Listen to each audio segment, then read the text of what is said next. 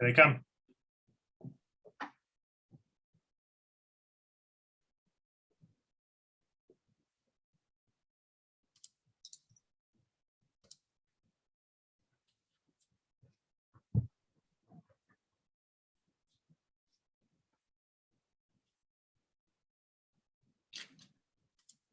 All right.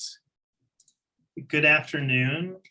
Welcome to our fall 2022 new student Q&A for campus living. And we also have a representative of new student orientation here who kind of straddles the divide between our departments. And so we're able to answer some questions that blend a little bit between those two worlds. We'll do some introductions of the campus living staff who are on the Zoom. And then we'll get through a slide deck that we have to just orient you to some basic information. And then we'll open it up to some Q&A towards the end.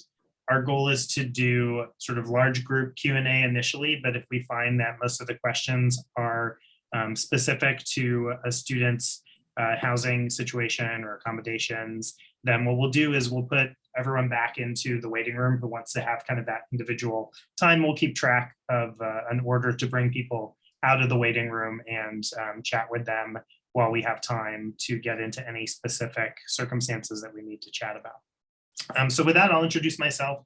I'm Dr. Benjamin Mayos. I'm the Assistant Dean for Campus Life, and I use he, him pronouns. And I joined Lewis and Clark about a year ago, coming from the University of Washington, Seattle. And I will pass it off to Francesca. Yeah, hi, my name is Francesca. I also go by Fran. I use she, her pronouns. And as Ben mentioned earlier, I kind of have a dual role at the college. So I am both the director of new student orientation, and I'm very excited for you all to be on campus in just under a month. And I also work in the Office of Campus Living, doing some daily operations work. And then Megan, can you introduce yourself?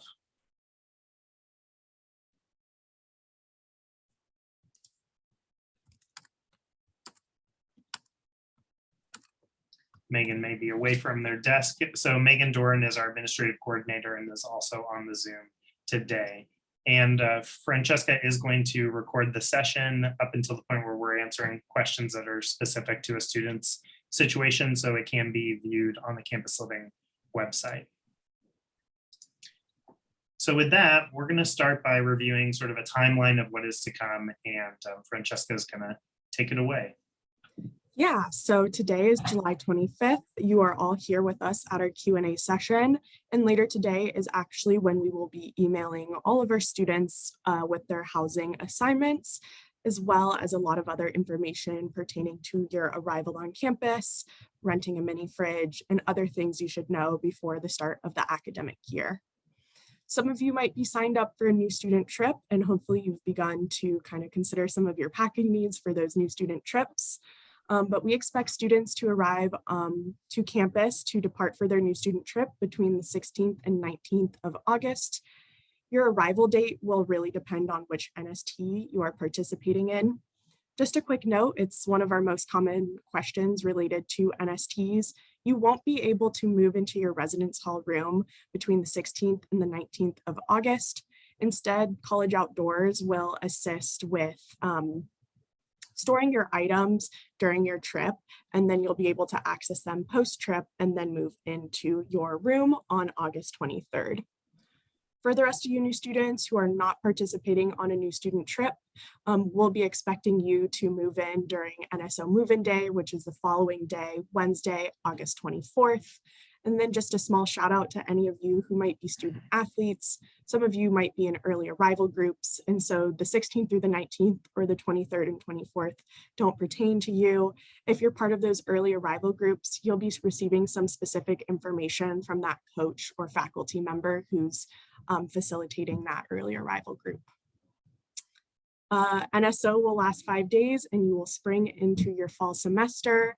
Just to highlight a few important fall semester dates, you will have fall break, and then you will transition into Thanksgiving break in November, get a few days off, and then finally the halls will close for the winter break period on December 15th.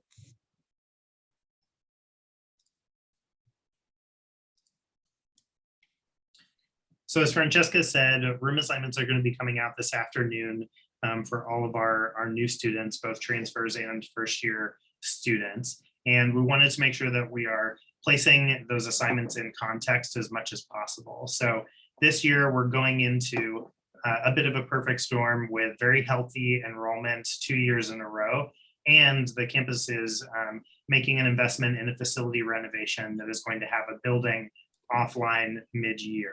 And that's because it's going to take us about 6 months to complete that project, and we need to have it back online for fall of 2023. And we've done our best to make sure that we're not placing new students in that building and then having to disperse them across campus mid-year to, into little pockets. And so that building, Stuart Odell, has all of our students who are going to be traveling abroad for spring placed in it so that the building is empty. But what it does mean is that it's compressing our student demand for housing on campus into fewer facilities, and that means a greater number of overflow housing spaces. When we talk about overflow, really the distinction here is a designed capacity in a space and then temporary capacity in a space. So all of our spaces, the majority of our spaces on campus are designed double bedrooms.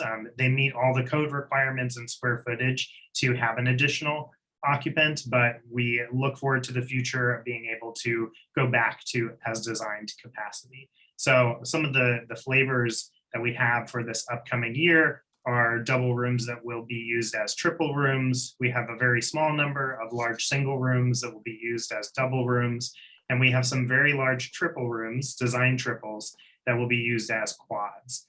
We have various types of quads in campus living. Some are a large single room that has all the occupants and the furniture in that.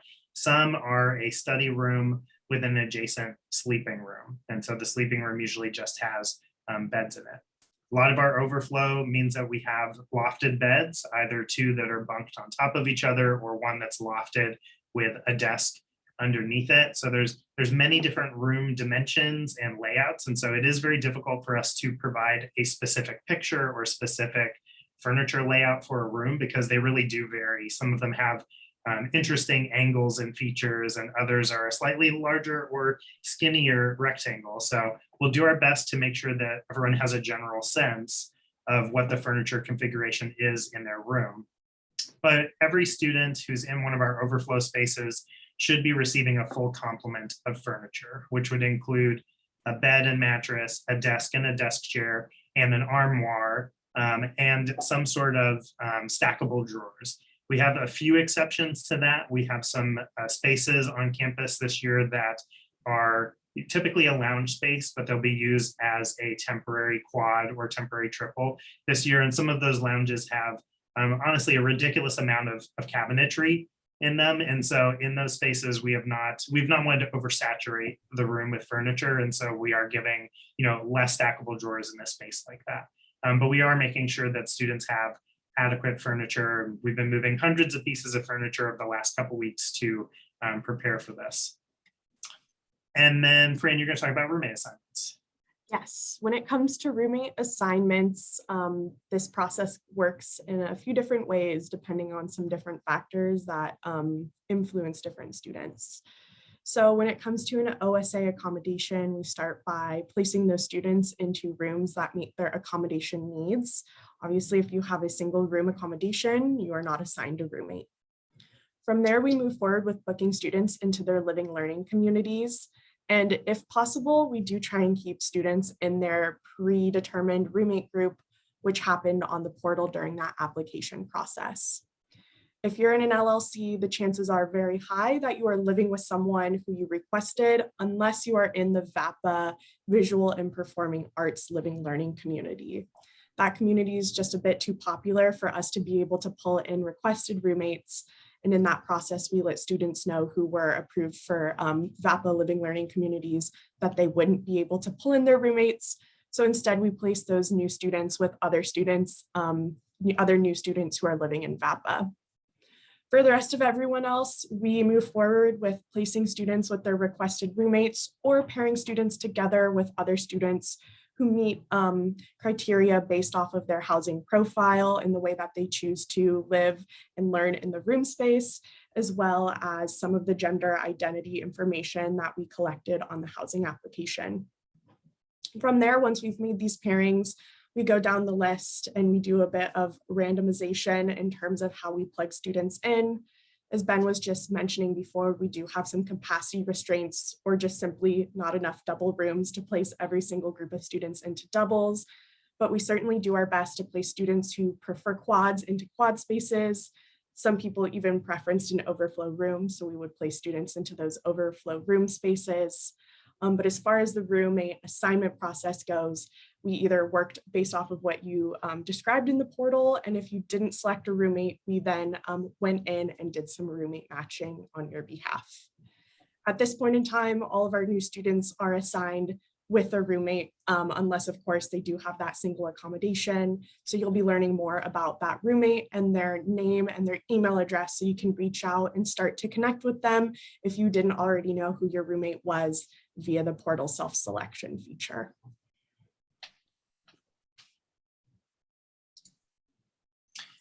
So room changes. We always get the question about room changes, and just to stress again that we are completely full for this upcoming year. And what we do is once we have move-in take place, once classes start, we begin what we call our vacancy verification process. And so we're trying to figure out who showed up, who's here, who maybe had a change of circumstances, not able to attend in fall, or has decided to attend a different institution, or in some cases whose travel plans got wonky, and so they just haven't shown up yet, but they fully expect to be here.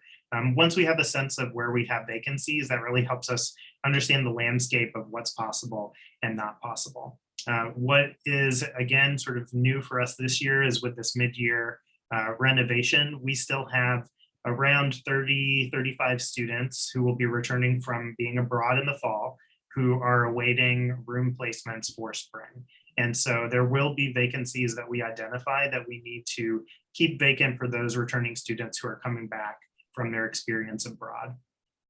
So what we are most likely going to be focusing on in fall is mutual room swaps. And so that's really where two students have identified that they're both interested in living in the other space, but it is a mutually agreed upon scenario. And it's one that we want to make sure our staff are plugged into, because we need to make sure that things like gender identity, are being accounted for once people sort of reach this handshake agreement.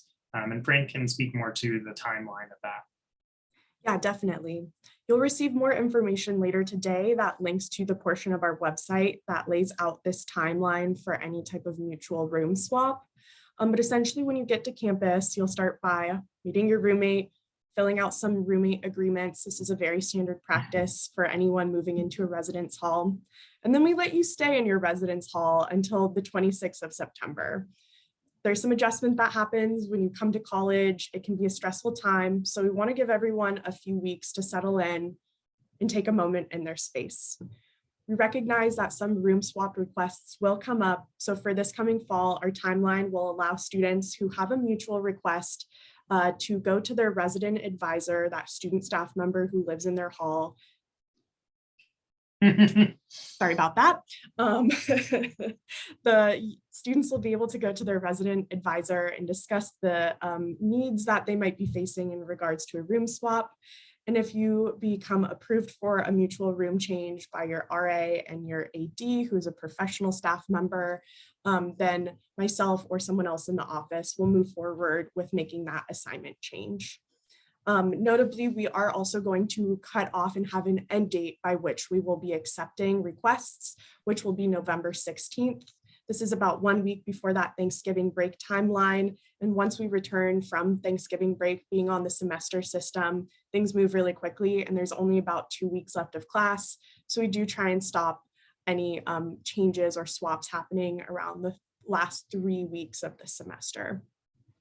Like I said, all this information will be available to you on the housing website, and your RAs and ADs will go over this information during your NSO welcome, as well as during some of your first hall meetings.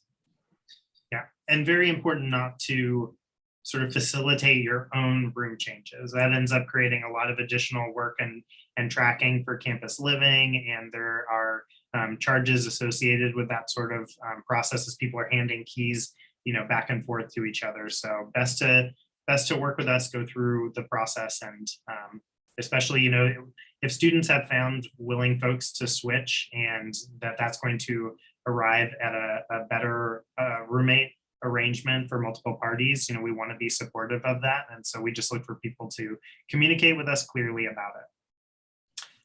A note about accommodations and different wait lists. We have a very long wait list for returning students who would love to live on campus. That's probably one of our biggest wait lists right now. Aside from that, we have a wait list for single rooms, people who are interested in single rooms, but perhaps don't have an accommodation for one. But any accommodation requests that are going through right now with the Office of Student Accessibility, those have happened after the timeline that was shared for that office. And so anyone who's approved at this point is going to be on a wait list for their accommodation. So if someone receives an accommodation now for a single room, they're going to be at the top of that single room wait list, ahead of people for whom a single room is a preference, but is not an approved accommodation. So as people receive their room assignments this afternoon, really important to note that if your room assignment is something that spurs you to reach out to the Office of Student Accessibility to try and pursue an accommodation, know that we don't have the capacity to be bumping people around at this point. We really endeavored to get people to go through the process early on, and we'll certainly be open to insights and feedback about how we could continue to sort of circle that in lights and help people to arrive at the housing situation that's going to best support their time here. But just making that note that if you need to go through that process now, it will mean that you're on a wait list for that if it's approved. Mid-year consolidation and spring arrival. So as I said, we do have students coming back from being abroad. We need to make sure that we're placing them on campus. We fully expect that all of our spaces will be full in spring. And so that means that we need to be shifting people around in the middle of the year so that we can open up intact rooms for students coming back from abroad, so that we have some gender identity flexibility in their assignments. And so there will be a period later in the semester where we sort of map out where we have vacancies, and we're going to do our best to work with people in those rooms who have the vacancy in their room to figure out if there's someone on campus that they'd like to pull in to that vacancy. We don't want to just kind of be pushing people around without consideration. And so there will be a process for that, but we will not be removing furniture. We don't expect, to take triples back down to a double mid-year. If this were a year without a mid-year renovation, I would absolutely say, that we would have that in our plan. That's what we did this past year with de-tripling. But this year, it's exceedingly unlikely that we'll be able to do that. And then a note about winter housing. As Francesca went over on our timeline, October break and November break, all facilities are open. All students are welcome to stay. During winter, we only have a few facilities that are open. Our apartments are open. Holmes and Hartsfeld are open. Those are all returning student communities. Platt Howard is our only residence hall first year eligible community that is open during winter. And so if someone needs winter housing and they don't already live in one of those communities, we can work with them to find them a temporary spot for the break period if needed. There is a fee associated with winter housing that covers the staffing and support that we provide during that time, but we'll definitely push out more information as we get into the semester about that. Great. Next, we're on to meal plans. Meal plans are required for all of our on-campus residents, although we will, of course, book a meal plan if you are living off campus in case any commuter students found their way to this housing Q&A session. You can get a meal plan. But all of our meal plan options are available on our website, and at this point in time, you have been booked with a meal plan. If for some reason you didn't select a meal plan while completing your housing application, we automatically assigned you a 14 flex meal plan. It is our most popular meal plan on campus. It gives you 14 meals throughout the duration of a week, as well as flex points that you can use at a few different locations on campus, kind of as $1 to $1 points that you swipe from your flex point reserve. If you are interested in making a change to your meal plan selection, you chose the 14 plan, but maybe you want the 19 plan, you can absolutely make a change to your meal plan between now and September 2nd, which is the first Friday of the academic semester.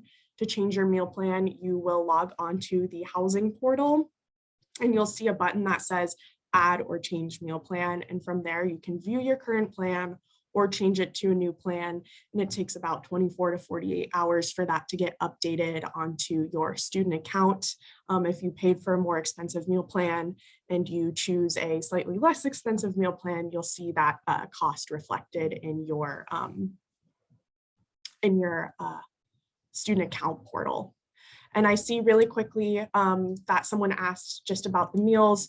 14 meals for the week are just for that week. If you don't use all of your meals, they do not carry over to the following week. Every single weekday, Fields Dining Hall serves 3 meals a day. And then on the weekends, it's brunch and dinner. So that's why there's 19 meal plans if you're choosing to eat every single meal. Otherwise, for those on a 14 plan, can pick and choose which meals throughout the week that you're choosing to dine in a facility.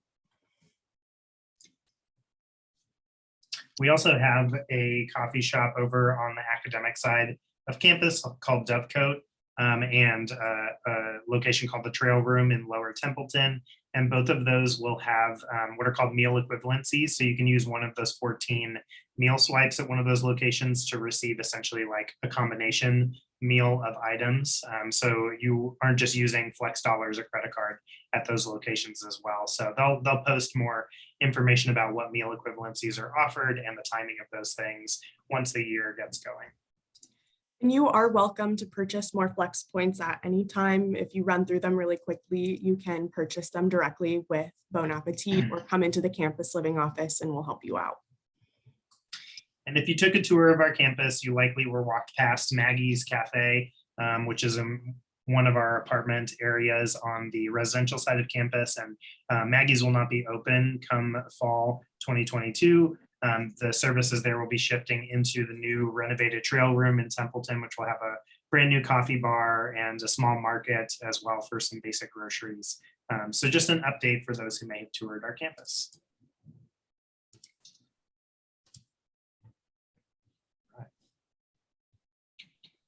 Francesca, do you want to answer the question about the athletes? Oh yes, now I am seeing that. So this year, dining facilities should be open before as well as after practice times. I know specifically for football that they usually end practice sometime around 7:30 or 8.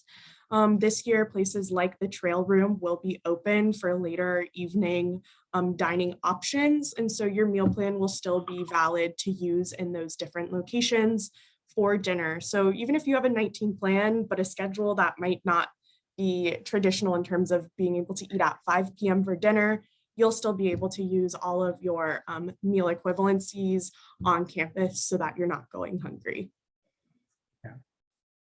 And then Matt's question about gluten-free options or other dietary concerns. So Bon Appetit, our dining vendor, is happy to work with any students to look at the best way to meet their dietary needs, help them navigate the different meal periods and dining locations on campus. They will try to have as many of those options available and in as many dining locations as possible. And lunch runs, I believe, from 11 until 2. We just had that update out. There will always be some place open on campus throughout the afternoon where someone could come and grab a lunch. The Trail Room offers a lot of different meal options rather than being sort of all you can eat like the Fields Dining Hall. It's just more of an a la carte dining option, but students should be able to grab food. Okay. So talking about the campus living program. So the campus living program really starts with the relationship between the resident advisor and the resident. That's where we really try to place focus. We ask our RAs to really be spending time having interactions with their students, and then we sort of build outward into social programming and what we call passive programming, bulletin boards around our halls. But we have 4 main focus areas for our program. The first is social justice, diversity, equity, and inclusion, collaborating with offices on campus and talking with students about how they experience life on campus through different identities. It helps us talk about how relationships in the halls or issues that are important to them happening locally or nationally or globally, and tries to align with the campus's vision for good citizenship travel, really what it means to be thinking about many of our lenses that we bring to our lives. And then purpose. So we have a focus on purpose, which is thinking about the things that drive us, whether that's academic or it is pre-professional or it is a personal goal. It's not any one of those solely, but we really want to engage students in what drives them, what brings meaning to what they do. Wellness in terms of trying to support our students in their balance here, especially as they transition, and then relationships. And that's not just roommate relationships. So it's really thinking about relationships in class, healthy relationships, future relationships and familial relationships, sort of all those things that may influence how a student experiences the campus or the transition to campus. Our staff and campus living, so we have resident advisors that Francesca has mentioned. We have sort of a varying number of residents to resident advisors depending on the community, but we have relatively a 1:35 ratio on campus in our areas that have first year students. We have what's called a residential experience manager, which is sort of an upper level position for an undergraduate student. There's one in each of our areas, and they help the resident advisors execute programming. They work closely with our living learning communities. And then we have our area directors who are our full-time master's level staff who live in our facilities as well. Each administrates a different area of campus. These are folks that our residents and families tend to be in contact with, depending on what sort of things residents are experiencing in the halls. And then we have the office team, which includes Francesca, myself, Megan Doran, who's also on the Zoom with us, and a graduate student. And so that's our whole group, our whole community, trying to facilitate your students' experience or your experience. And then we have our living learning communities. So we have a variety of living learning communities. We have some that are based on arts, as Francesca mentioned, some that are based on languages, outdoor recreation, environmental action, social justice. And then we have a new one this year that's a pre-travel living learning community for students who are about to go abroad. One of the things we're going to be doing a little bit differently this year with living learning communities is we're going to offer students the opportunity to join a living learning community that they are not assigned to. So if someone's living in another building but would love to be involved with arts, the performing arts living learning community, they can join that via a listserv and make sure that they're aware of events, feel like they're connected to that community. And we hope that encourages students to move into those living learning communities for the following year if they had a really good experience. Are bread makers and Instapots electric kettles allowed in the dorms? So that's a great question. And so what we can do is we can say that we have a list of prohibited items and then a list of highly encouraged items that's in our resident handbook, which we have linked on our webpage, and also will be linked in the assignment email that comes out. And so you can read through that and see the various appliances that we encourage you to bring or encourage you to leave home or don't purchase. And in some cases that we encourage you to talk with your roommate so you don't buy 2 or 3 of those same items. And you stole my thunder. I was going to talk exactly about what to bring and not to bring. But Ben's right. The email we're about to send out later will link to information about what you can't bring into the halls, what's not allowed, like candles, for example, and some items that we see students regularly want to bring or end up buying when they're here. To add to that, the new student orientation website also has a fun video about what not to bring to campus that also highlights a lot of amenities that already exist in the halls or in other locations on campus. Sometime likely early next week, I will be working with the mail service office on campus to send out information to all of the new students about their MSc mail stop code number, which is important to have in order to send items to the college labeled for you. So you'll be receiving some of that information, as well as how others can send packages to you in the future, sometime next week. And on that same note, there will be links about package sizes, dimensions, and timelines for shipping things to campus. For the rest of you who are coming early, whether that is as an NST, an early arrival who is a part of speech and debate, athletics, the PDX Arts NST, the Explore program, you might be an international student or a TCK.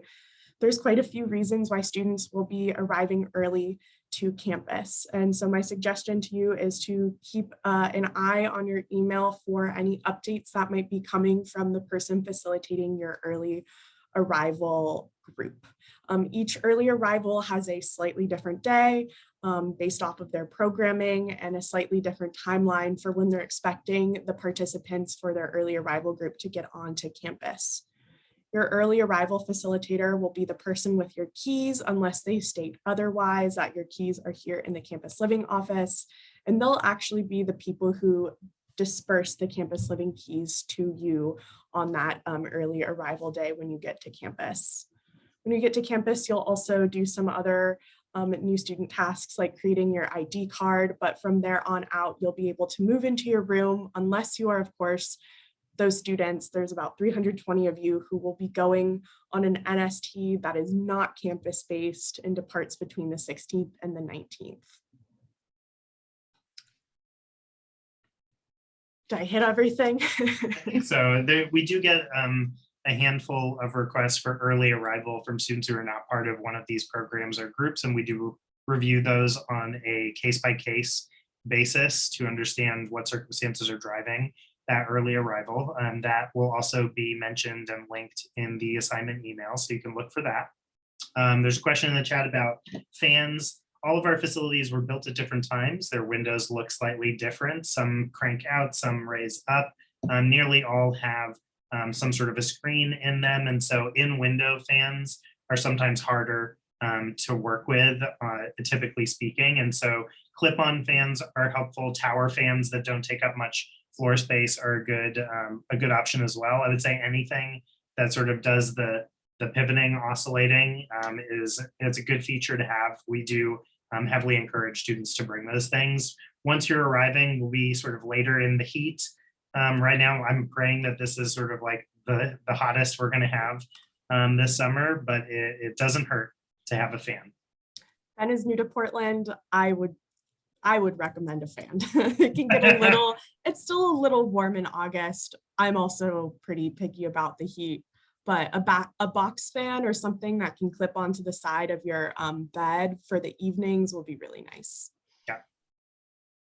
And then COVID-19. So the college is working on its guidance for students and visitors related to COVID-19, especially around move-in day. So we'll be making sure everyone knows what is expected. We are still reviewing our approaches to isolation and quarantine and COVID, especially with our reduced capacity for this year. That will be a communication that comes out from the campus as a whole, not from campus living, and we're expecting to get that out by the end of this month. There will be some tasks related to COVID-19 for folks who are arriving on campus. There will be a pre-testing requirement via antigen tests. And there will be an attestation form that we ask students who are experiencing symptoms to self-report as they're arriving. So all of that will be laid out in a soon-to-come communication from the campus. The other thing to note is that because we are full, as we do gain vacancies or even as we see cancellations, we are also going to be doing our best to carve out space in order to support the college's response to COVID-19. That may look different in fall than it looks like in spring with a building offline, but it's something that we are still evolving right now. Okay, and lastly, before we move on to Q&A, is just communicating with campus living. So who works on resolving issues and conflicts when they arrive in residence? Our focal point for communication will always be the residents living in the halls. We will do everything we can to sort of set the table with students as they arrive at the beginning of the year to help increase the likelihood of open, honest, frank conversation among roommates and apartment mates, in hopes that we can intervene early in things that, if left unaddressed, could certainly fester and create greater conflict over time. The first thing that we're going to do if someone reaches out to us, whether it's a student emailing our central office or walking into our central office, or it's a supporter, a parent or family member reaching out, is we're going to make sure that the Right Campus Living team members are already involved. If they're not involved, if the RA is not involved, or if the area director is not involved, we're going to be making sure that we are getting them involved to gather as much context as possible and figure out where we're at in sort of a conflict management or mediation process, if we're even at that point. Our goal, and we're really going to, especially with such tight housing this year, we're really going to be hitting the ground running with students, trying to cultivate strong communication among roommates, but making sure those people are involved is sort of one of our preliminary steps. Our goal with anyone coming into our office is that we want to be collaborative. We want to complement one another's efforts. So when I'm speaking with a parent, or if someone from my team in the office is working with a parent, we really want to be complementing one another's efforts to support that student. The student remains at the center of what we are trying to do. And this is especially important because there are limits on what we're able to speak to regarding a student's account or their assignment or violations of policy, whether it's theirs or another student's. And so when we're working with someone other than the student, we're really kind of limited to some, like being able to describe a process, being able to talk about how we respond in cases that may be similar to the case that we're being called about. If a student can be involved in those conversations, it really allows us to get more specific as the student is giving us permission to speak more specifically about their experience and their circumstances. Notably, FERPA, which is the federal law that I'm speaking of, that kicks in when students begin taking classes at Lewis and Clark, and it extends throughout their time at Lewis and Clark. And so we are able to talk about assignments with families prior to arrival and prior to classes starting. So that is a bit of a distinction that may be important as assignments go out and we talk to you over the next few weeks. All right. So with that, we're going to get into Q&A, and I see a number of orientation related questions that Francesca can take. I will say on the dining question about taking food from facilities, everything in the trail room and the coffee shops is to go. So that's very straightforward. The Fields dining hall typically is dine-in only, but we've been challenged obviously by COVID, with that approach. And so we're currently exploring what our ability is to continue purchasing grab and go dishware, utensils, that sort of thing, without passing on the costs to students for that sort of thing. So that is TBD as far as taking food out of the main dining hall. Francesca, you want to take orientation questions? I thought I had gotten to them via some chat, but I will just reiterate on here. When it comes to NSO on that first day of move-in on Wednesday, August 24th, there isn't any required programming for you to attend until the afternoon at 3 p.m. is when we will host the NSO welcome. So anytime before 3 p.m., the day is yours to use as you would like.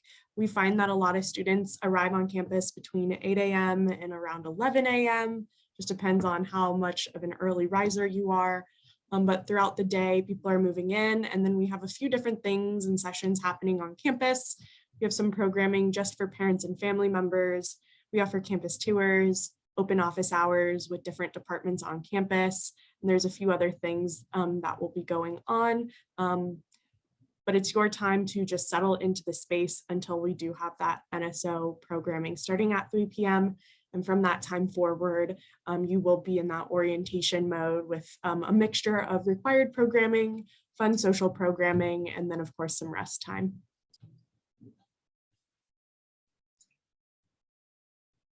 And then when will assignments come out, Francesca? Assignments will come out later today when I am no longer on this Zoom call and can send them.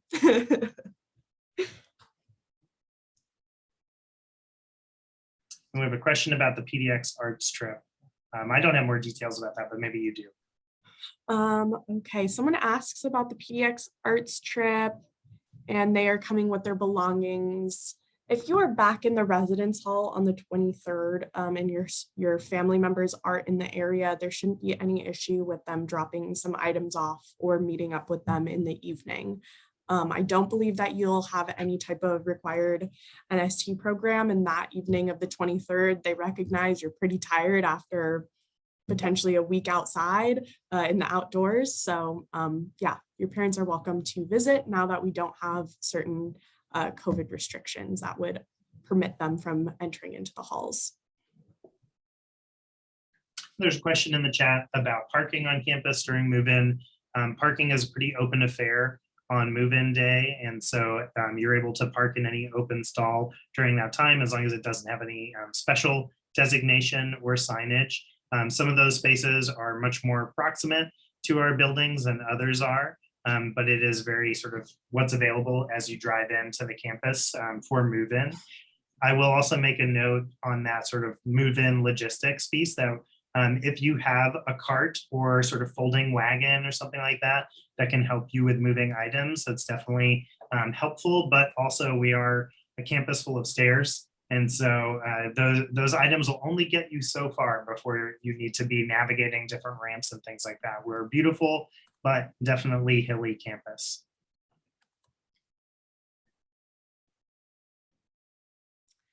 I see this is an NSO question. Sorry, Ben, NSO's taken over. Someone asked if the NSO schedule on the 25th is busy, and I would say yes. The 25th is one of the not that any part of orientation is less important, but that is an academic day. And so it'll be very important to be on campus and participating with all of the orientation programming.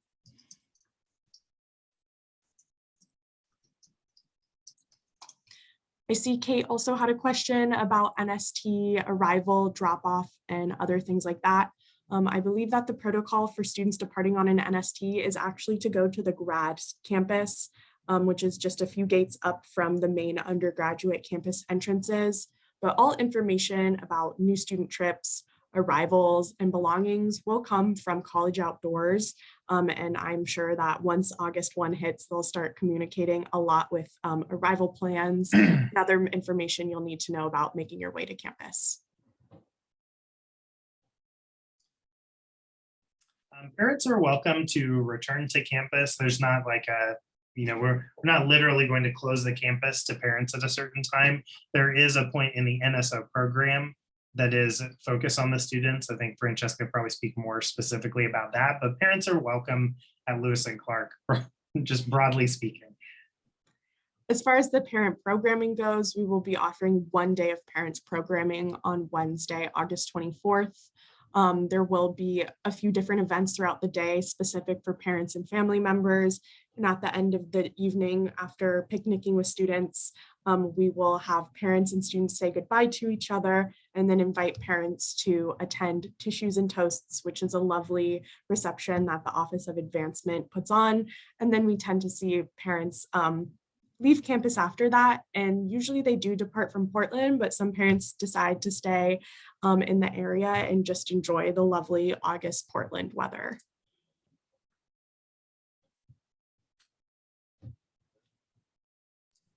Can you speak to the transfer NSO experience? Great.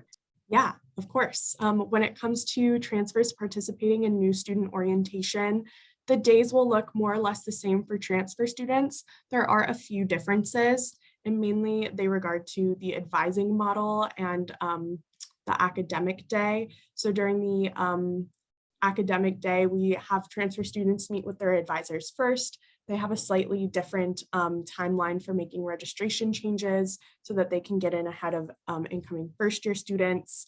And we put transfers into transfer student only groups so that they're able to connect with other transfer students. But outside of that, the transfer student NSO schedule and the first-year student NSO schedule are pretty identical, and you definitely receive 98% of the same programming with a few exceptions.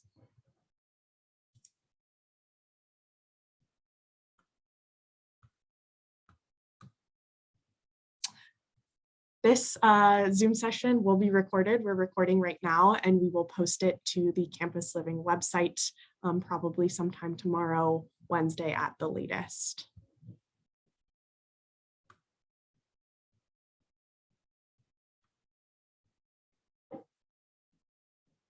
Any other questions? Feel free to drop them in the chat. Otherwise, Ben, if people have more specific things to ask, we can always transfer over to our waiting room model if you think that's appropriate.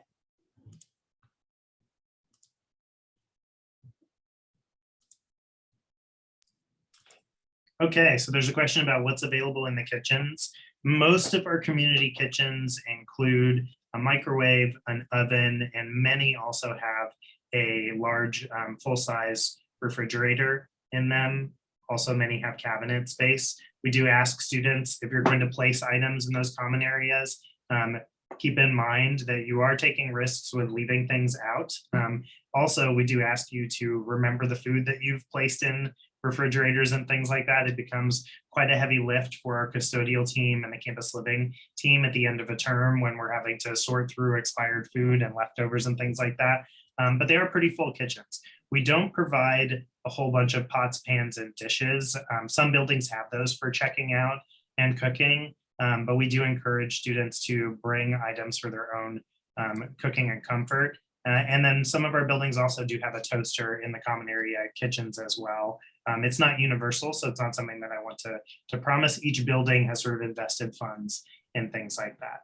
And there may be some items that we ask you not to use in your room, but would be okay to bring to a kitchen area for using. So something like a toaster is kind of a good example of that. I see some questions about storing athletic gear as well as instruments and other type of musical equipment. So if you're on a sports team, there's a high probability that your sports team will let you rent out lockers in Pamplin Sports Center. I would double check with your coach and not quote me on that, but I do know that there are locker facilities in the sports center that I know student athletes do use and keep their larger equipment because I understand it can be quite bulky. So I check in with your coach about that. Otherwise, there is a lot of storage in the halls, under your bed, in closets. It does depend again on the exact room configuration you have. I know similarly in the music building, they do have student lockers that you can rent out and put your items in. So that should also be an option. And the music hall also does have practice spaces. So you can go there to use your instruments instead of playing them near your roommate, for example. Let's see, so I'll run down a few of these questions. Most buildings have at least one bottle fill station. We are adding those as our facilities team is able to find spaces for them that will accommodate them, but many students still will buy a water filter pitcher of some sort or a bottle that does filtering. But you can find fill stations in each of our buildings, oftentimes in one of our common areas like a lobby. I'll leave it to Fran to talk about getting off campus, but I can say we will have there is a small number of vacuums available in each of our staff offices in campus living. And so an RA on call in the evening will serve office hours and can help check out a vacuum to students who need to vacuum their space. And then storing expensive bikes in the rooms. It's not prohibited. It's certainly a conversation between roommates or apartment mates as to whether the space is there. We do have some interior bike rooms in our facilities where students can lock up their bikes, to a rack that's bolted to the wall. And so they don't have to be left outside. That's something to keep in mind.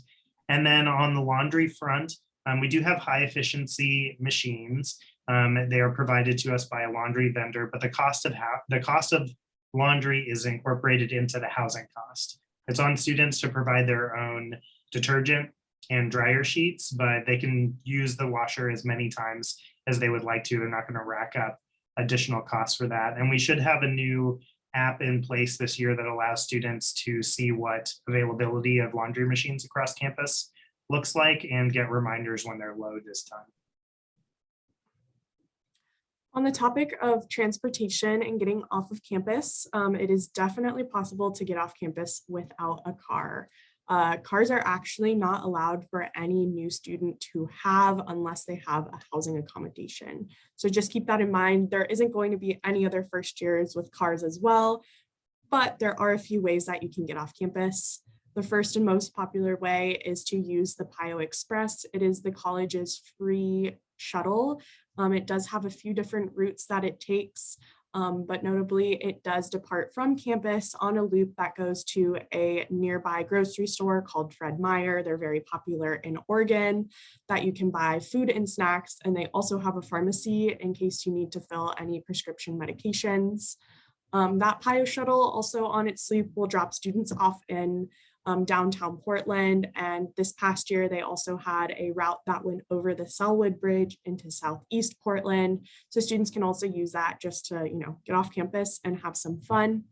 If you're in a pinch and you do need to get somewhere very specific that is not on the route, the college does have some zip cars, which is kind of like a car rental service day by day. You can rent them out even if you aren't 25. Zipcar is pretty neat in that way. You can Google Zipcar and they have a few on campus. There's also pretty great transportation, public transportation in Portland. There's a TriMet bus that stops off at campus and also goes on a loop that you can transfer to downtown or other parts of Portland. And then finally, people love to bike in Portland. You are very welcome to bike your way off campus. I would recommend working on your calf strength before committing to the bike life on the hills of Southwest, just from some personal experience. And the PIO Express does, during certain times of the year, run an airport shuttle, usually proximate to a major break period or during move out when we're trying to help students facilitate their travel plans or major travel plans. Yes. A question about gender identity in the halls and how that works as far as assignments go. Pretty much 100% or 99.9% of our housing is all gender housing. It allows students of any gender identity to live with a student of any other gender identity, so long as all parties are comfortable with that arrangement or have formed a roommate group with that. We do have a couple floors that are single gender floors that have an accompanying single gender restroom, but otherwise all of our footprint is considered all gender restrooms as well. And if you were interested in a single gender floor, then that was something to indicate on the housing application and would have been incorporated into the assignments as we were making those. I think the internet Wi-Fi is pretty good.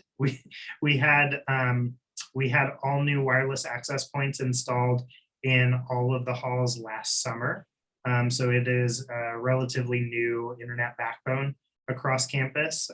We're not immune to an outage, but I would say that the dependability has been really good and we have not gotten a whole lot of complaints about connectivity since that change. There are plugs on some of the wireless access points, and so if you do need a hard connection, you should be able to plug something in like a gaming system or a computer if it still has one of those ports for Ethernet.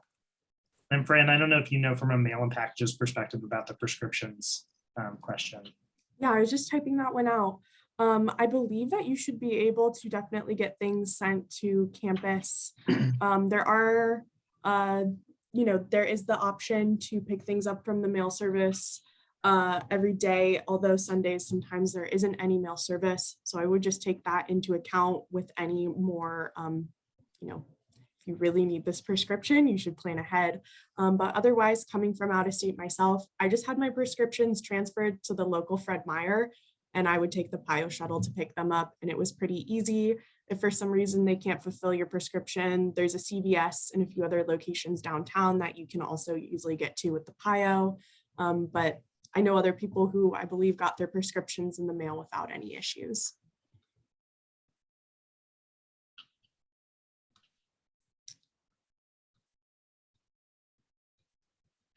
And then just touching back on early arrivals, if your student or if you, the student, are arriving early for a program, or if you're a part of a sports team or some other group that's arriving early, we, in nearly all cases, have you moving into your permanent assigned room for fall. If for some reason it's not available, then we would certainly have some sort of transitional housing for you. But for the most part, we've not had any issues with having permanent rooms available as people move in to minimize other transitions that they have.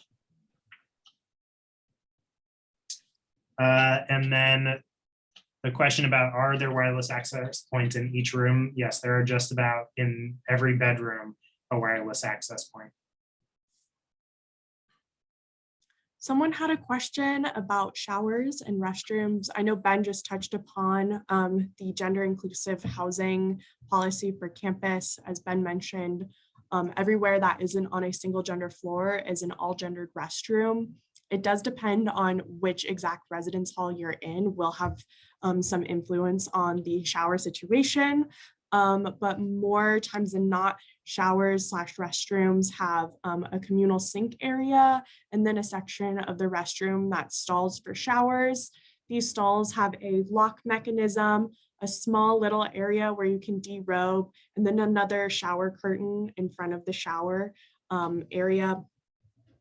Having lived on campus myself, I find that this is the configuration in most of the halls, and it's not a huge deal. I know it can be a little like, oh, what can I expect in the restrooms? But people get in, do what they need to do, and then leave. I will say students are really good about keeping all of their items contained in a shower caddy, and there are usually cubbies in the restrooms that they can keep their shower caddy in, which makes it a little bit easier when maneuvering through the bathroom. Okay, and then Dakota has a question about furniture configurations. I appreciate that question. You are more than welcome to shift around the furniture in the space. We do ask if you are thinking about changing the height of a bed, that you're engaging with us and our facilities team on something like that. We do have really limited capacity to change that stuff, but if you're just moving things around, you want to put an armoire over here and you have the people power to move it, you're more than welcome to come up with an innovative room configuration. I've worked with our team to go into rooms, especially rooms receiving additional furniture as overflow, and we've tried to come up with arrangements that we hope best facilitate comfort and community in those spaces. And yet students always surprise us with really cool ways to arrange sort of more privacy within a room or more open space within a room. And so we can certainly consult if students have a question about, is there any reason we can't place this item here for fire safety or anything like that? Otherwise, we totally encourage you to be creative with how you arrange the space. And that can be a great team builder for a new roommate pair, trio, or quad. And then I had a private chat message asking about if roommates are paired into NST groups or how those NST groups are constructed, or NSO groups. Yes, as far as NSTs or NSO goes, neither one of those programs have any impact or influence on housing assignments. Now, of course, if you found someone who happens to be on your NST and they're your requested roommate, you'll likely be living with them unless you're one of those VAPA students who isn't able to pull in a roommate. Otherwise, any of your NSO placements or NST placements won't be reflected in your housing assignment. There's a question about bed risers. In our assignment email, it will mention some of those questions like bed risers, and it's on students and families to purchase any risers that they need. I believe we suggest no taller than 8 inches for a bed riser, but you're welcome to use that to maximize storage space under a bed. And then there's a question about surfaces in the rooms. All of our buildings are carpeted in the residential spaces. And so you're welcome to add a rug that warms up the space however you'd like. But as I mentioned earlier, rooms are of different sizes and shapes and angles. And so it's hard to suggest a perfect rug size. Can't go wrong with round. And especially because there's a lot of furniture, it can be helpful to not have to tuck it under corners and things like that. I would say on this topic, press pause on buying any larger purchases, especially if you're going to be in an overflow room with needing to move furniture around. Some people get really excited and then find that item might not just work the best in the space. But the other benefit of waiting is once you get to Oregon, there's no sales tax. So if you just wait to buy something until you've come to campus and had some time to move in and sit in the space, if you purchase things here in the state, you don't pay sales tax, and it'll probably be a bit cheaper than trying to buy it and haul it with you or ship it to campus. So just keep that in mind.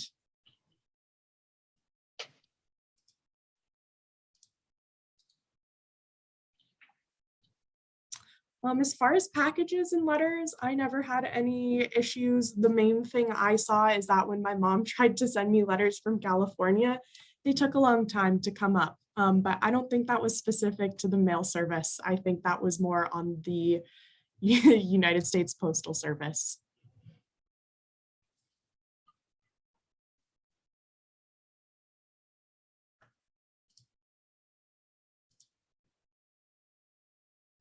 Okay, any additional questions, or repaste a question in the chat if we didn't see it as the chat was scrolling upward.